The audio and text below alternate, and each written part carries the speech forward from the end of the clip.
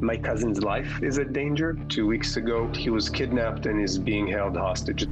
This Israeli citizen is calling for a ceasefire in Gaza, even though his cousin was kidnapped by Hamas. My cousin's name is Tal Chaimi, and he was born and raised in a kibbutz, which is about 4 kilometers from the border with Gaza. 2 weeks ago, he was kidnapped and is being held hostage. All of my family on my mother's side, they heard the sirens blow off and everybody ran into bomb shelters in their house.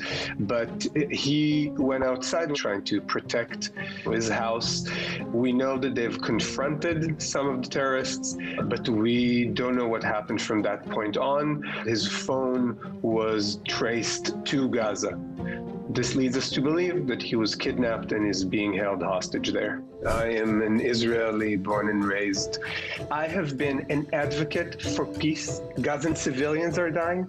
Hostages are dying. Their life is in very prominent danger. And the debate over who's right and who's wrong and who's to blame is a waste of time. The call on everybody's lips would be save civilians' lives. No amount of dead Gazan children would bring any of our dead back, and they would not make us feel any better. Violence would never end the conflict because violence only rears more violence. Netanyahu, he's not listening. To the people around him, if you have any moral values left in you, you would take responsibility. You would give us hope. I want to know what's the plan. And I want to know that this plan takes my cousin into account and the other 200 hostages takes them into account, because the civilians are the first priority. I think that this government knows at this point that if the war ended tomorrow, they would be kicked out the day after.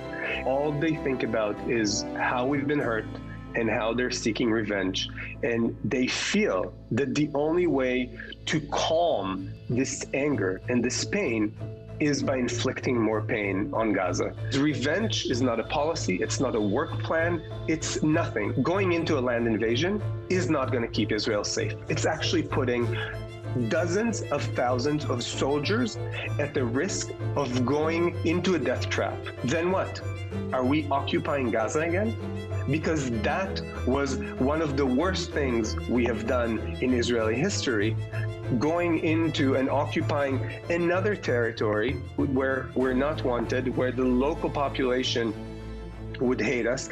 It has never worked in the world's history. It happened in Vietnam, in Korea, in Iraq, in Afghanistan, in Central America, in Africa. They've done this mistake over and over again. It never ever works. Not calling for a ceasefire and not immediately taking care of the hostages puts their lives at risk. I think that continuing the bombardment on Gaza would absolutely lead to more hatred and would escalate the situation. Revenge is like a black hole. And this is why I say that what the Israeli public needs is hope.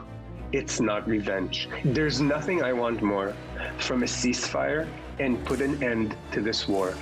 And I think that any minute that we keep bombing, any minute that we keep having this war, my cousin's life is in danger. Stop the war. Get humanitarian aid to Gaza. Bring the hostages back. Save people's lives. If anyone from Gaza is listening, I want to let you know that you're not my enemy. And I want to tell you that I'm sorry for what you're going through. I don't think it's your fault. And I hope that together we can call out to the world that all we want is to live peacefully. There's nothing I want more than a ceasefire